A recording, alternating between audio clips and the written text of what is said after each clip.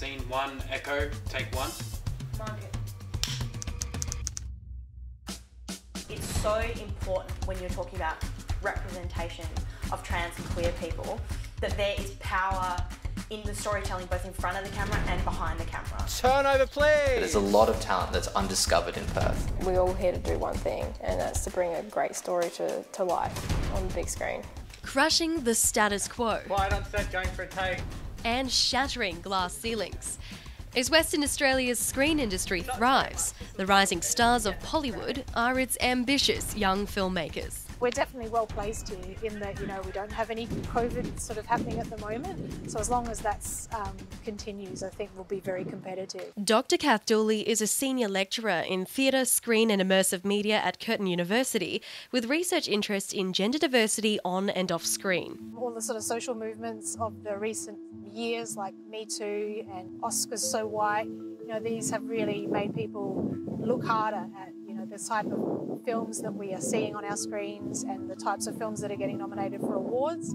And there's been sort of concrete measures put in by a lot of screen agencies around the world to address that now. In front of the cameras and behind the scenes, diverse voices are being heard like never before. Once Me Too happened, it seemed like a bit of a cultural reset.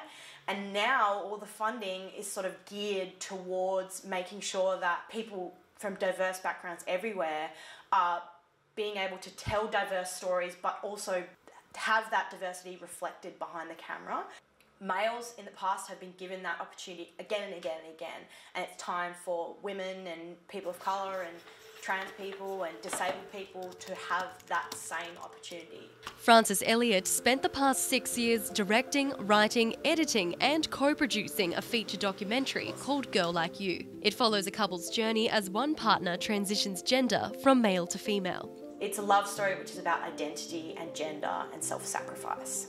A trans relationship can be quite alien to people because they don't really know how it works. There's a lot of people out there with a lot of prejudice and we want them to be seeing the film. So then we can remove the otherness of transgender people to them. By making it a love story, we're able to get a global audience because people can relate to their story on like a fundamental level. The film had its world premiere at Cinefest Oz and is set to be showcased on ABC in November 2021. Action!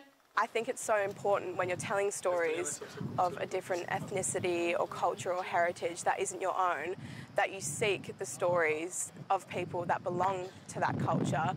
In her third year studying screen arts at Curtin University, Christy Hammond is directing a coming-of-age short film about an Indian-Australian teenager. The main message I really want to communicate with this film is to follow your own path, even at the disapproval of others, and that your gender and your culture and even the people around you shouldn't dictate your dreams. A lot of the film is influenced by Indian culture, that be the production design, the colour palette, the characters, how they act and respond to things. Both directors relied on advisors to represent diverse people more accurately in their films. I wouldn't be comfortable directing this film if I didn't have those cultural advisors because I'm not telling my own story. I've never been in the shoes of someone with Indian heritage. I think this is overdoing it a bit. Yes. Everyone has ingrained transphobia inside of them. We really have to be aware of our own bias in order to tear those things down and really watch ourselves when it comes to representing trans people on screen as a cis person.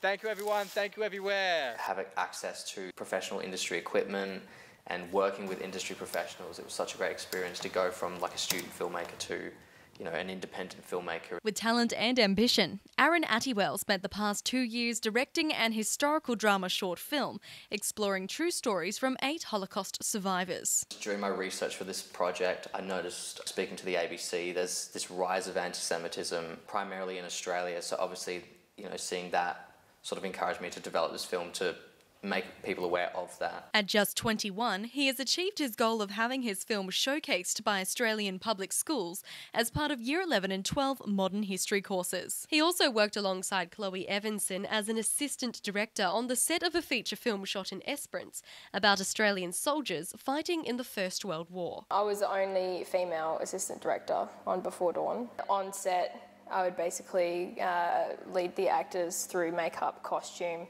get them mic'd up for their scene, and just make sure that they have everything that they need.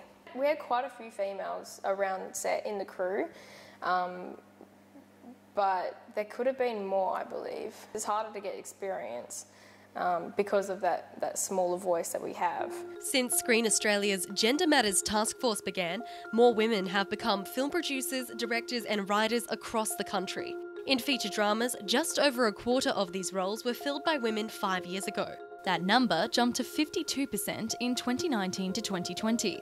In WA films alone, women accounted for just over half too. I think there's definitely been more films directed by women and more opportunities for women, and definitely more support networks for women. However, these female filmmakers feel they still have to work twice as hard to get the same recognition as men.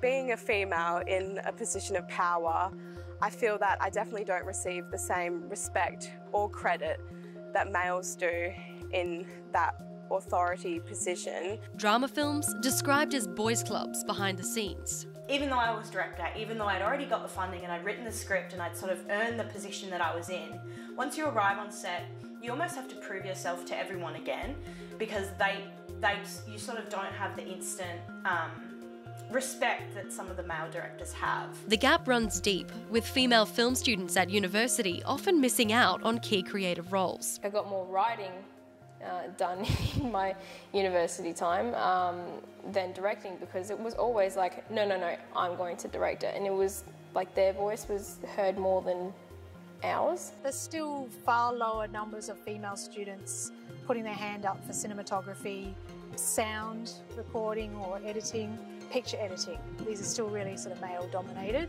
Those who do, facing a lack of respect. I've definitely experienced it on set. For example, I'll make a suggestion, let's put this light here and face it on the actor this way, and then no one listens to me, or they say that won't work, and then 2 seconds later a male says the same thing and they're like, oh, good idea, let's do that. Representation in WA's film scene is improving though. This whole film has just been female power. It's a very female story. It's about femininity in a lot of ways.